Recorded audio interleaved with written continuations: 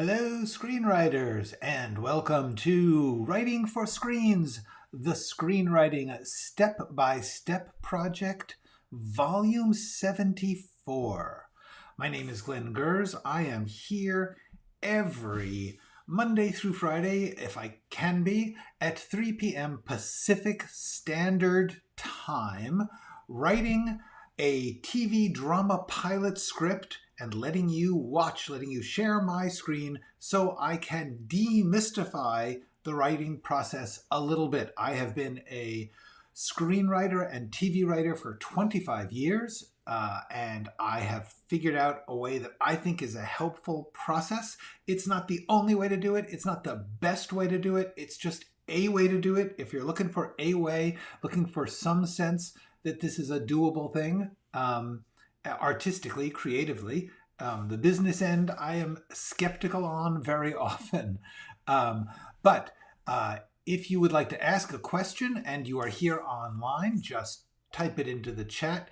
If you are not live, or if you are live but I am recorded and you are watching this some other time, you can still ask a question. Just go to writingforscreens.com. That is my website. And there's a contact me button on just about every page, which you can click. It will open a little window. You can ask me a question by email. I will try to answer it. Oh, now I have to sneeze. I'll try to answer it, if possible, directly through the email. I may try and answer it here as well. And if for some reason you have something against emails and websites and you want to just ask me a question here in the comments, I will also do my best to answer it as soon as possible. And that's the whole boilerplate intro that I try and do, which also gives people time to get online as they are doing.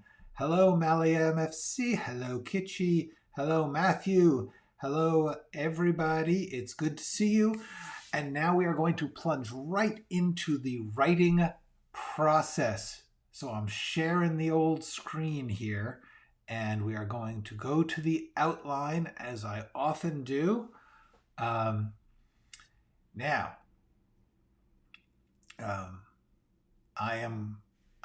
are into this scene already. We have got much of this roughed in.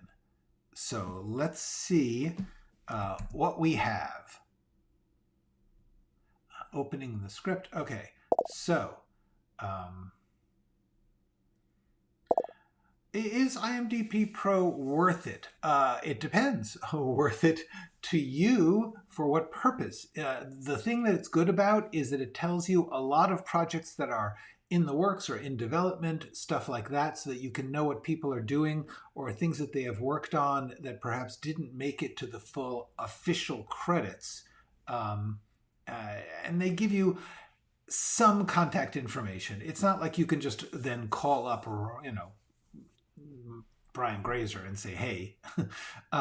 But, is it worth it? I don't know. How much money do you have? What else could you spend it on? Worth is such a giant question. I would say it's only worth it if you are making a real attempt to contact people in the business with real business propositions, with real stuff. They're still not going to read your script without an agent. They're still not going to take your pitch without an agent. So is it worth it? I don't know. That's what it does, though. It does give you some more information. It's very useful that way. It is definitely useful that way. Hello, Butte. Hello, 234 Pika Pika, and bless you too.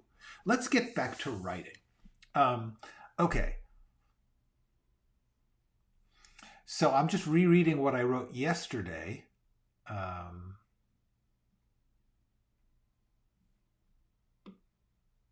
And tweaking it because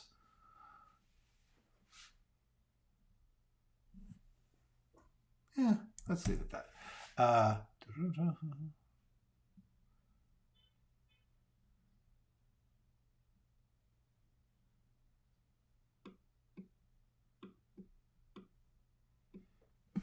I don't think we need this.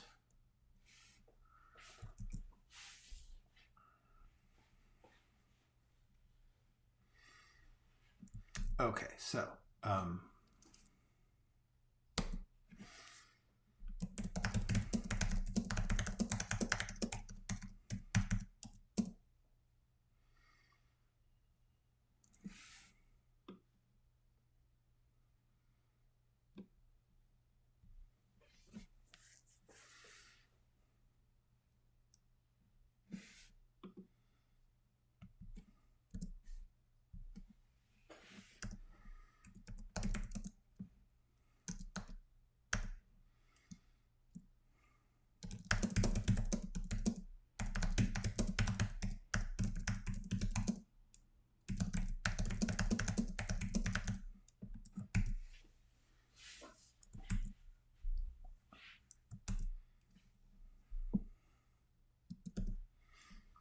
I'm just filling in here.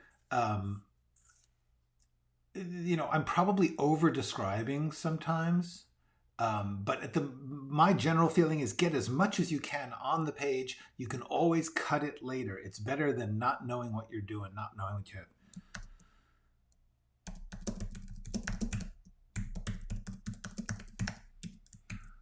Right here.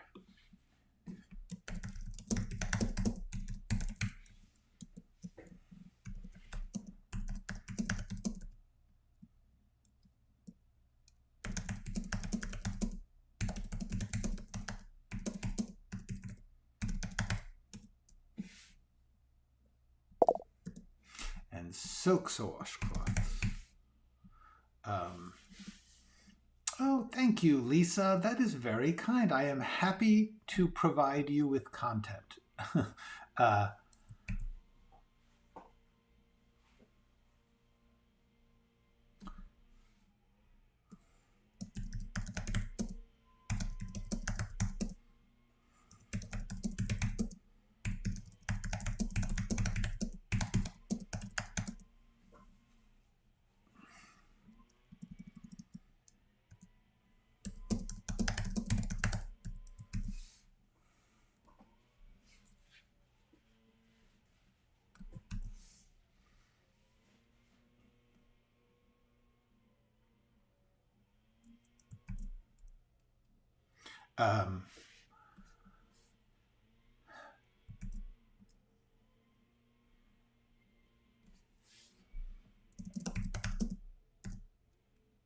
She turns to what I'm.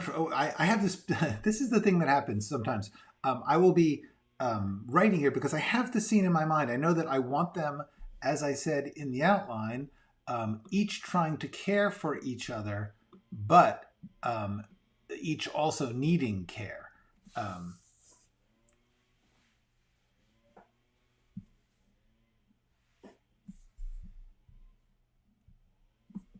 She wobbles to the sink. I don't want to say wobbles because that's like weird, but I mean like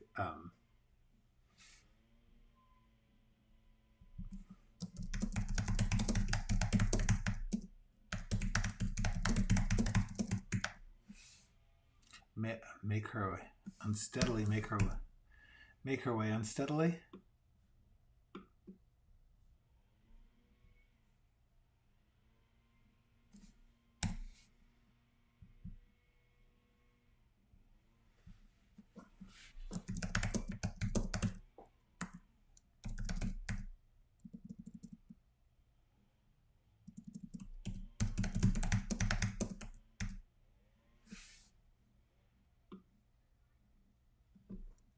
Okay, I've got, this is, he frowns, watching with his unavailable eye, watching her with his available eye. She makes her way unsteadily to the sink and soaks a washcloth. Setting down the knife.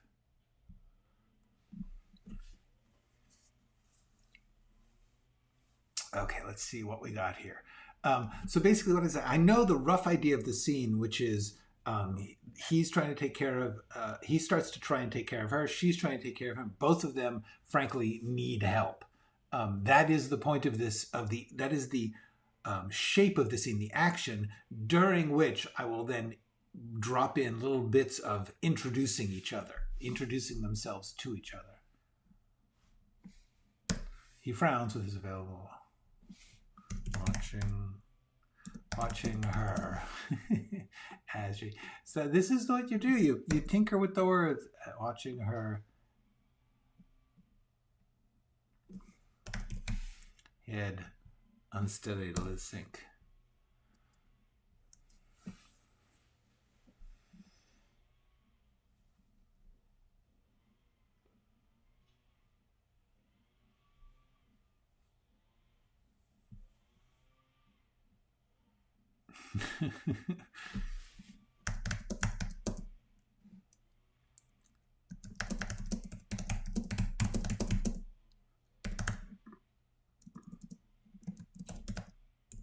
a wooden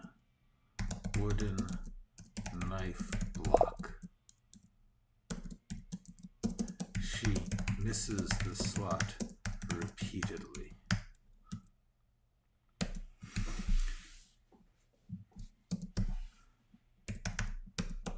You okay? Shut up. I'm helping you.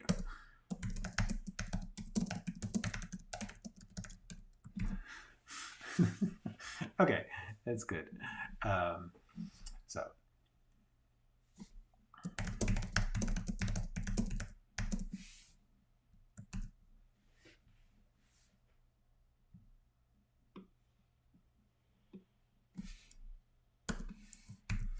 While she squirts some dish soap onto a washcloth and soaks it under the tap. And soaks it under the tap.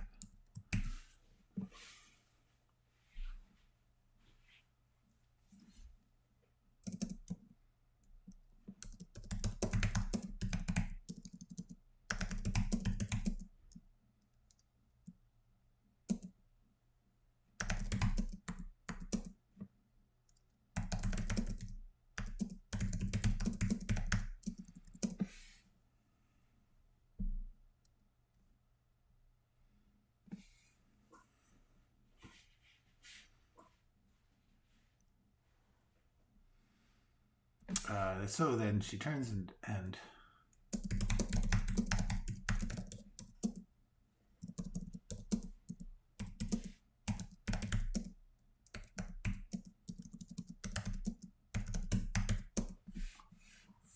food.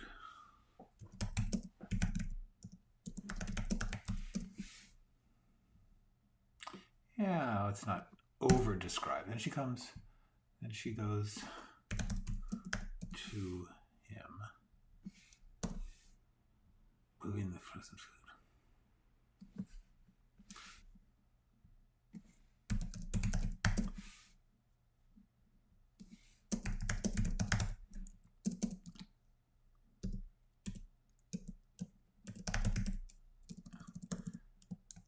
Ow.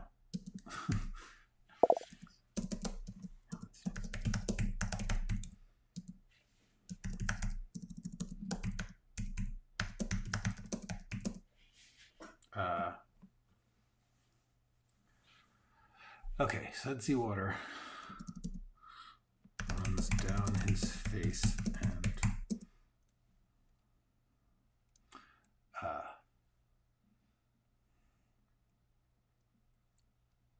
all over his jacket and shirt.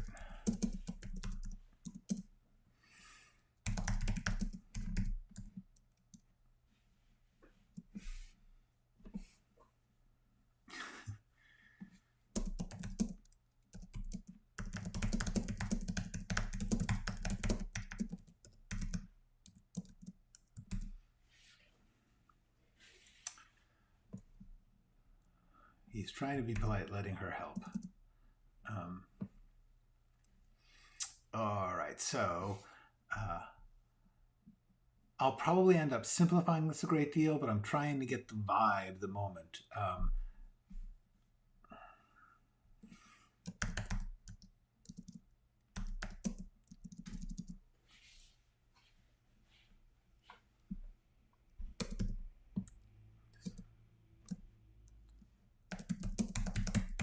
Disinfecting. All right, you need to disinfect. You need to disinfect that.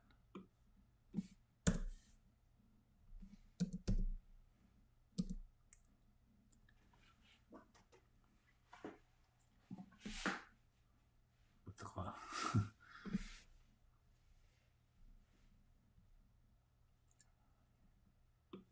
Yeah.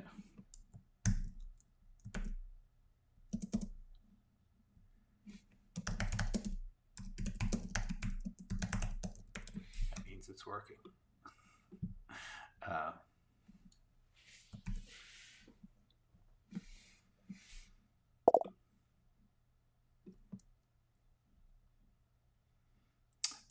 Okay. Yes, I see all the things you guys are talking about down in the chat right now, but I am trying to get some scenes written, so I'm going to get to that in a bit.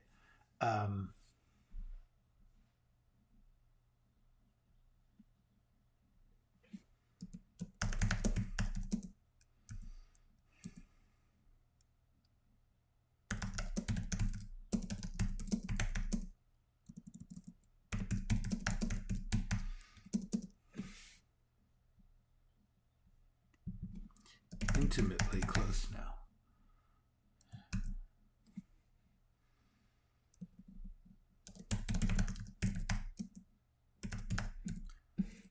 Jesus. Wow.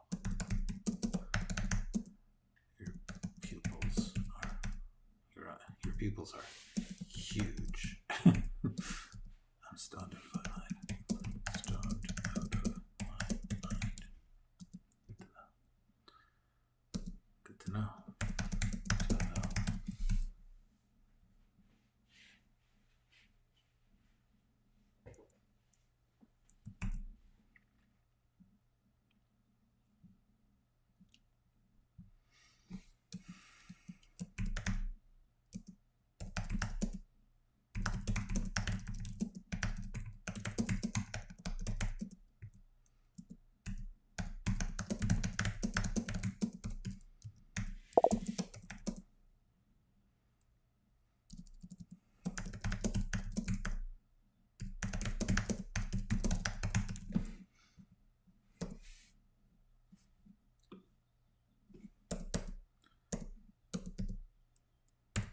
Okay, so, all right, let's see what's going on here. So now, the odds are that some of this information...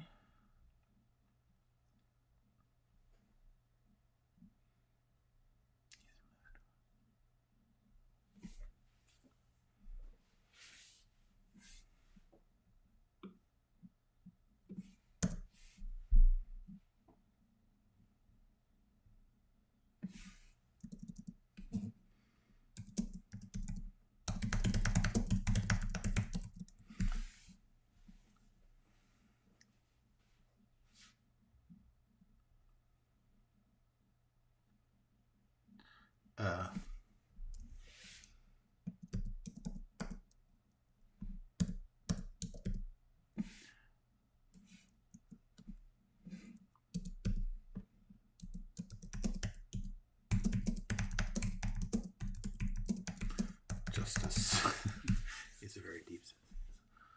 It's a very deep sense of justice.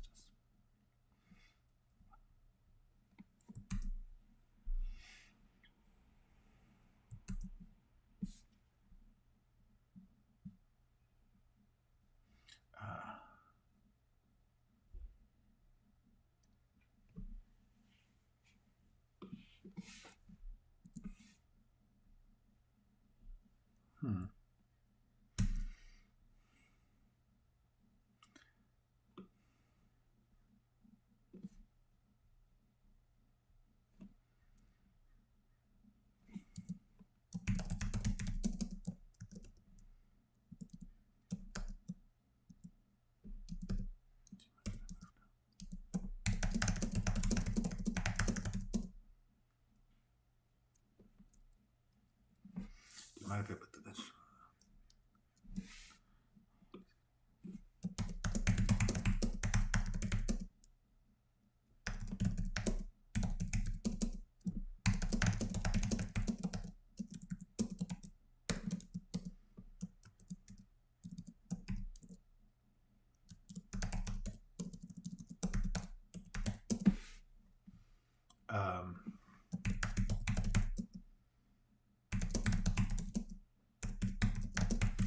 Okay, so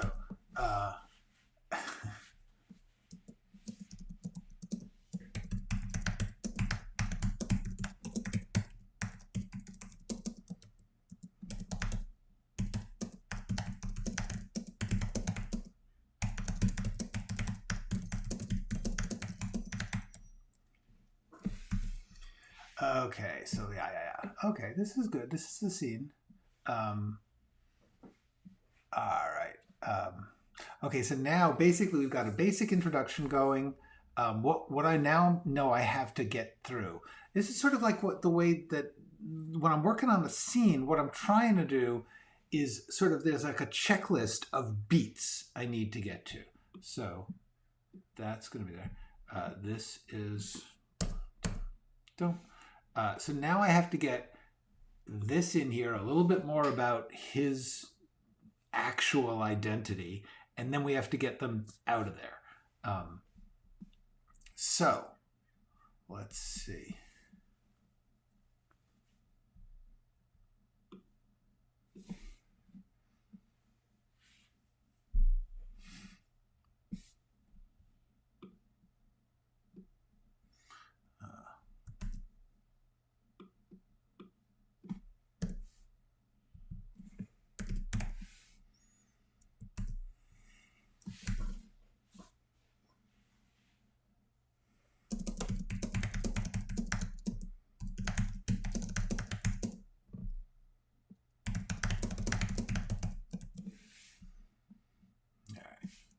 You.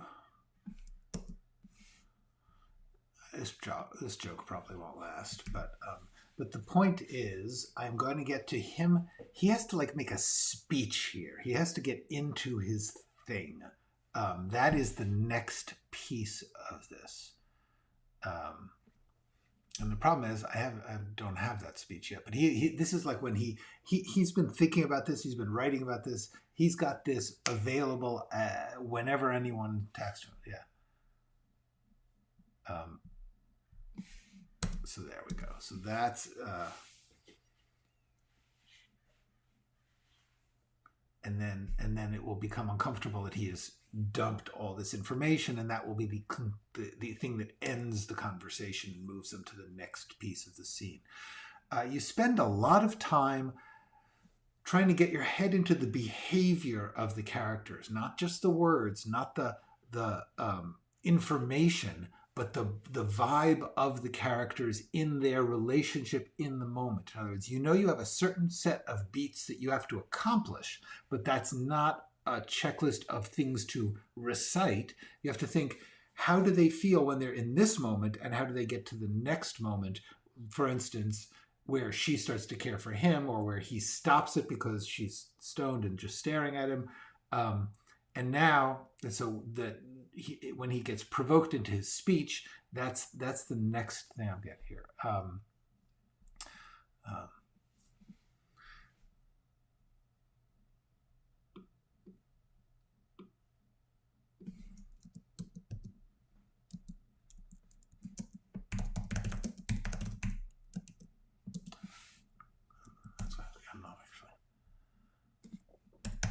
not actually trying to.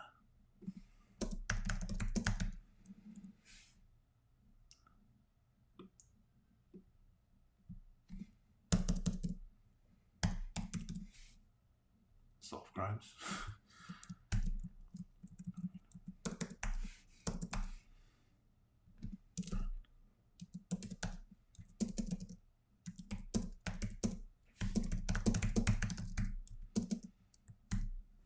I'm in a lot of groups.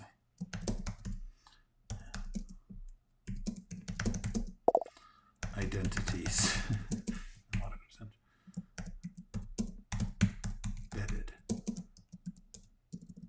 in the culture, because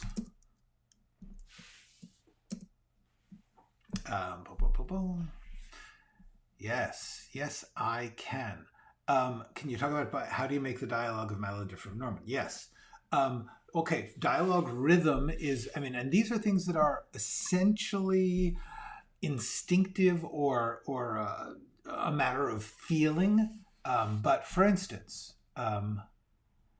like look at this.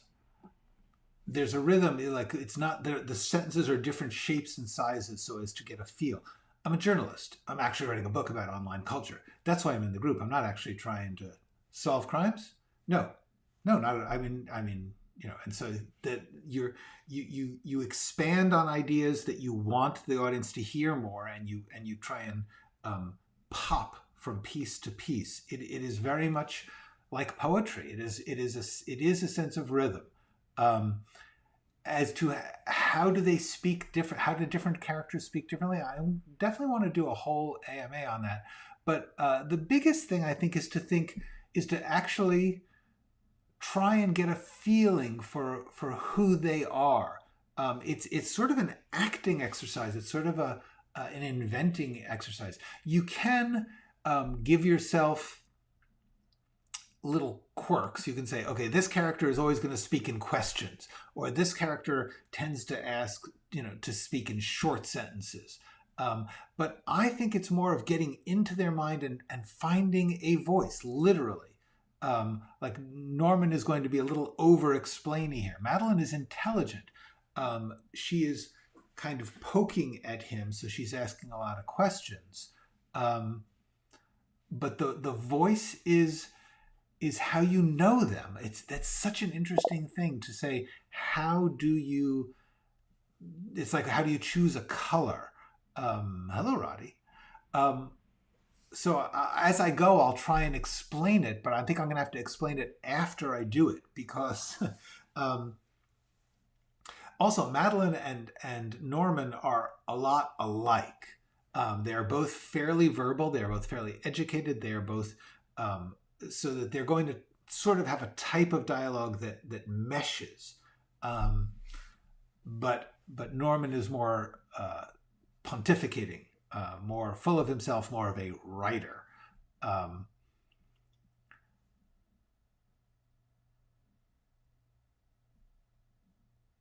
So yeah, I'm looking at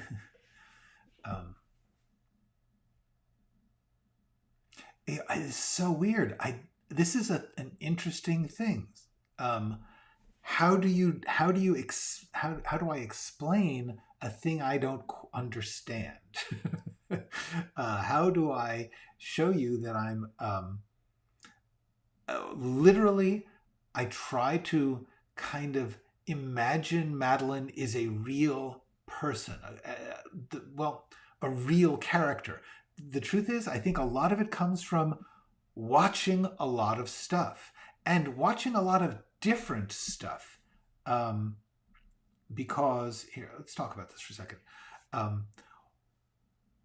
Your sense of characters, your sense that characters are living entities who have a personality that you are putting yourself into, that's actually what we do when we watch stuff. I mean, when you're watching things, yes, a part of you is thinking about it, is judging it, is enjoying the tricks of the director.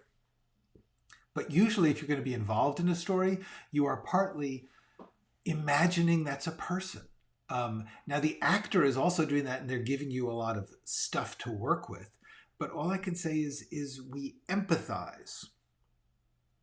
And I think that I begin to imagine Madeline as kind of like, it's like a voice I can do.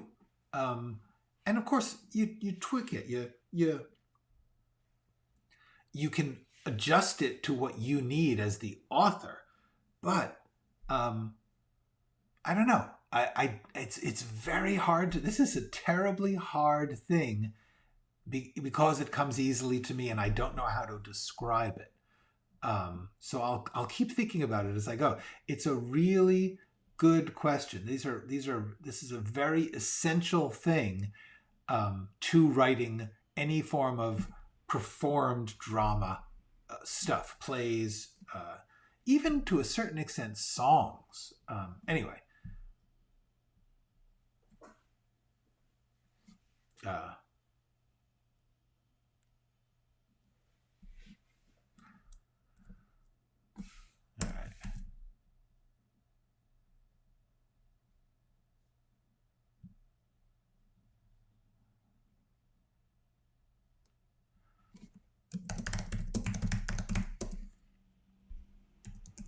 Monstrous has happened to our world, and we don't even see it because we're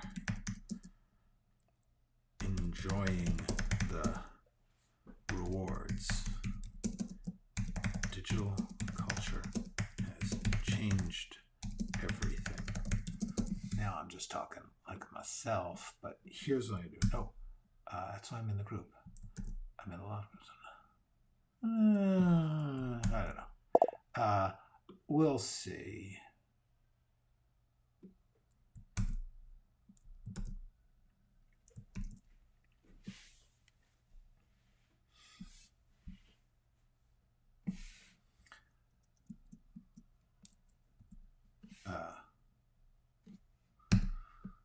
More of a ranty speech here.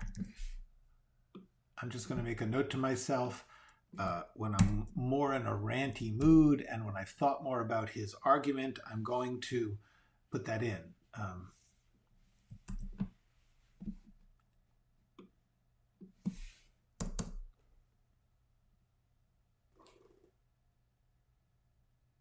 Okay, so now I need to get them out of this beat.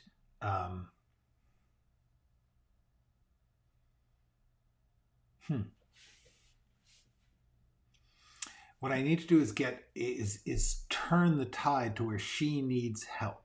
She needs help because she is. There's going to be a lot of there's going to be a lot more exposition here, really, because she needs to know more. But at the moment, I'm just going to. I have to think now. Do I? Yeah. To a certain extent, that's true. Okay, so how am I going to get us out of this scene?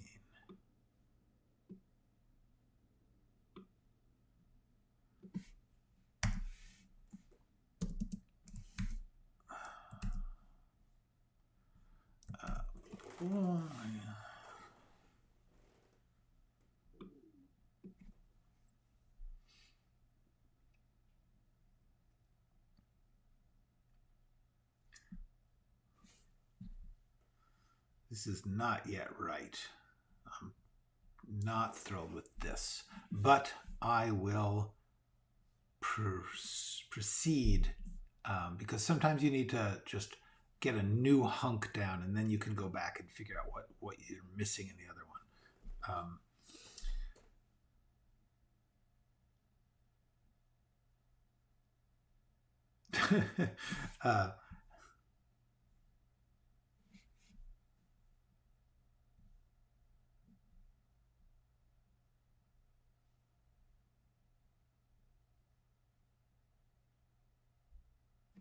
I actually think I'm going to have her fall asleep during his talk. That's what I'm going to do.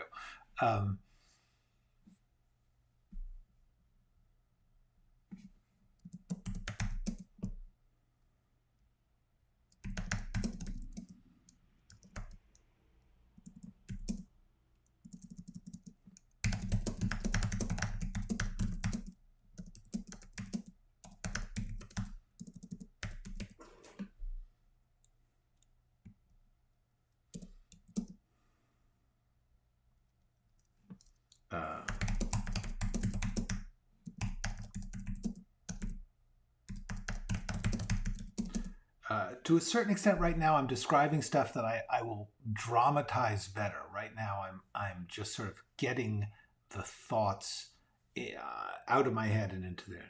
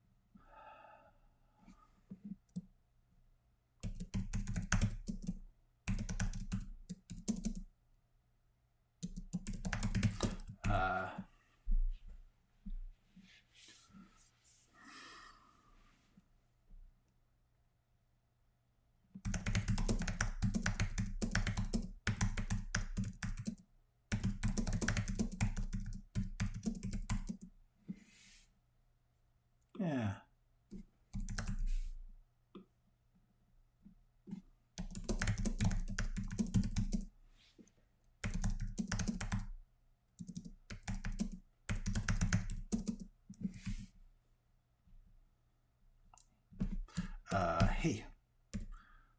Hey.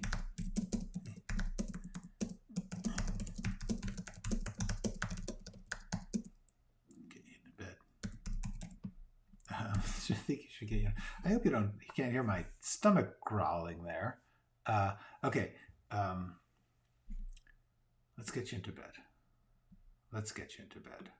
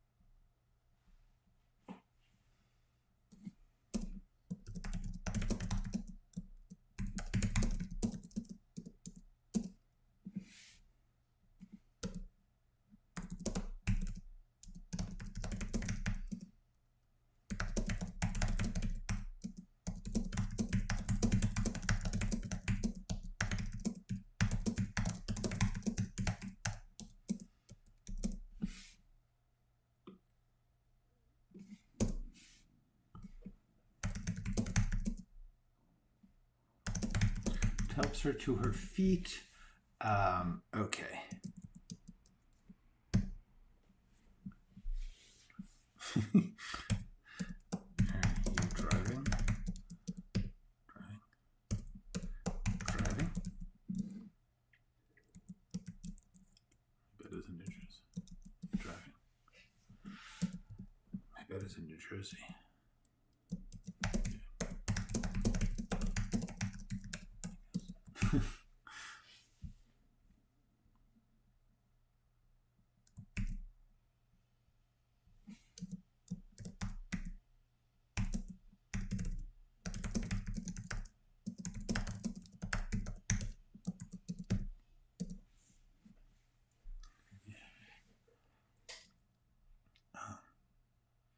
All right.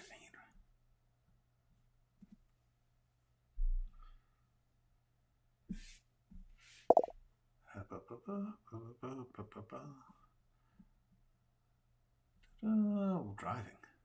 My bed is in New Jersey.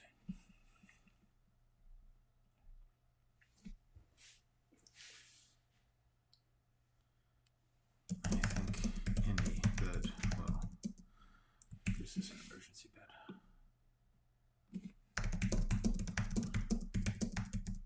Crash landing. It's more of a crash landing.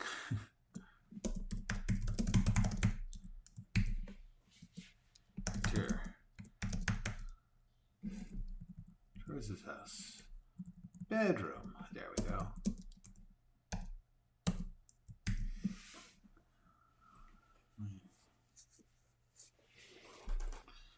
Okay. So, well, we got that scene completed. And now we are going to get them into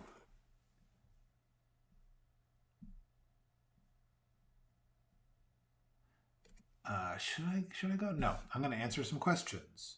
Because you guys asked me some questions. Okay, so why don't studios accept unsolicited scripts? There's two reasons. One, legal problems. They can't accept they don't want to accept a script.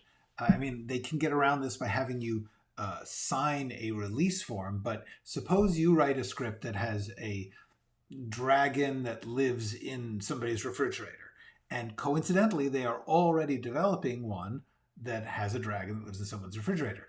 You will then sue them when they make the movie that they were already making. So they need to protect themselves from that. But the main reason they don't is because they're mostly bad. I mean, honestly, most scripts, even from professionals, are not that great. It is a weird business, and I would not have made a living for 25 years if I wasn't rewriting other people's scripts, and very often other people were rewriting my scripts. There's a it's just hard to get a script right. It's hard to get a script good. And honestly, 95% of the unsolicited, unagented scripts out there are not good enough. Yeah, maybe 75%. Anyway, the point is the majority of unsolicited scripts are going to be not worth reading. So that means that they would have to hire large quantities of readers to just go through the pile. We're talking like I think Sundance got 10,000 scripts. I don't even know how many. 10, 20,000 scripts go into any contest, any of the big contests. Can you imagine what the studios would be getting? They would be getting hundreds of thousands of scripts a year. They would then have to hire people to read them. And honestly, most of them are not that good. They're not worth reading. They're not that they're not worth reading. They're not worth reading for a studio that is trying to compete in a multi-billion-dollar race for the top. So the answer is most writers aren't at a professional level, and therefore they only read from an agent because that means the agent has pre-selected. The agent is not going to show them something that they are not going to want to see. That's the theory. Among the scripts submitted by agents, they're still rejecting 90%. I mean, the full-time job of Hollywood is rejecting scripts. That's what they do. Like if you asked people in Hollywood what the majority of their day, it's rejecting scripts. So therefore, and it's not a matter of just good or bad. It's a matter of does it fit their business model needs at the moment. So what they prefer to do is say to specific high-end agents, we have this need. We're looking for stories about the sea. We are looking for stories that could be shot in this location. We are looking for, we want to get into the fairy tale business, whatever it is. And the agents can then say, I will give you just those.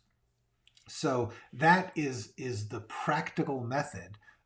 They also understand that the agent has vetted the writer, because even if you are a talented writer, you may not be a professional, able to do the professional job of rewriting, of being in meetings. So if the agent has talked to you and said, oh, you can hold a conversation, you can accept a note, you understand how to do the business, that's part of the agent's job. The agents and the managers, they make sure that you are suitable for hiring. They are like a employment agency. And so the idea that a studio would just take anyone who wants to write a script and say, yeah, we'll read all of them on the off chance that A, it's going to be what we want, B, it's going to be good, and C, that the person is going to be able to and understand what the business end of their job is. It's just too much to ask of them. What does an audience can't stand? Watch a movie with bad acting but good writing, or vice versa? That's a good question. Overall, good acting can conceal bad writing. Good acting can often conceal some pretty bad writing. You will see a fair amount of that on your screens. But good writing has a hard time fighting its way through bad acting. If you are working with unprofessional or untrained actors, you need to write a specific way that they can play it. So there's an actual art to writing for bad actors. And I would say that it is not impossible to do that. But overall, you actually need the actors to be better than the writer. Okay, well, cool. That's such a fascinating thing to think that you guys are all working on your scripts while we're doing this. That's pretty interesting. All right. And when should you use dash question mark? The only time you should use dash question mark would be if you are interrupting a sentence. For instance, let's just take a quick look at this one. If Norman says, are you going to the, oh, wait, Sorry about that, all caps. Are you going to and he doesn't want to say what it is because they know or something. That's the only, if your question is being interrupted, the dash is a signal of interruption. The dash has really only one meaning. It means that something is incomplete and a new thing is starting on the other side of it. So that is the only time to use that. And then Roddy, what do you think a good page minute count is for a short film? Research this. Short films essentially need to go to festivals, and festivals have categories. But I believe that the answer is under 10 minutes is preferred because they tend to show the shorts before a feature at a festival. They will have an evening of shorts sometimes, and sometimes then they'll do the 15, 20 minute. You really probably shouldn't go longer than that. I mean, it's not impossible to do a half-hour short, but it's really pushing people's understanding of what they're getting into. So I would say you want to generally be around 10 minutes, 5 to 10 minutes is my guess. But research that, because this is something that I have heard people talk about. I go on the internet and actually ask that question, because it will be in interviews with people who run film festivals, people who make shorts. There's a real business answer to this, because if your short is too long, they can't put it before a feature. The point is to sort of rev the audience up, give them an opportunity to see a short, but not actually wear them out before the movie starts. So that's that. And with that, I believe we're gonna stop for the day. And tomorrow we will start with the putting to bed scene. Oh wait, I need to delete this because that was just a demonstration. So the next scene we're going to do is this scene here, where he does this, where he brings her to the bed. So the good thing about this is I know what I'm writing tomorrow. And that's all. If possible, this is supposedly a Hemingway trick. Stop when you have a plan, a thing, you know what you're doing tomorrow, so that when you start tomorrow, you're like, okay, I can get right into it. So that's my little tip for the day. Thanks. All right, go write something.